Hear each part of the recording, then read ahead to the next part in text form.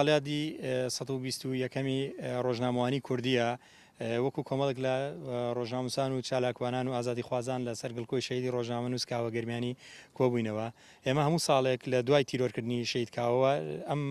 جۆرەگربوونەوەی دووبارە ئاکەینەوە ئامانجەکەشمان ڕوونەکە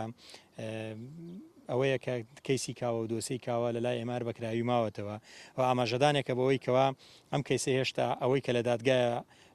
بەرامبەری کراوە هێشتا بەدڵی ڕۆژنامە نووسان و بەدڵی ئازادی خوازان نییە و ئاماژەدانێک شەبەوەی کەوا تاوەکو ئێستا ڕەوشی ئازادی و ئازادی ڕۆژنامە نووسی لە گەرمیانە لە مەترسیدایە بەڵگەشت بوو ئەوە کە ڕۆژنامە نووسگانی خۆی لەم پێناوەیە بەخت کردووە و پێشەلکاریەکان هەموو جارێک بە شێوازی جیاواز دووبارە ئەبنەوە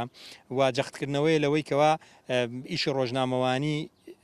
لەلایەن ئەم ڕۆژنامەنووسانی کە لە گەرمیانەوە هەن درێژەی پێدرێ بەردەوامی پێدرێ سەرباری ئەو سانسۆر و سەرباری ئەو ڕێگری و ئەو پێشێلکاریانەی کە لە ناوچەکەدا بوونی هەیە.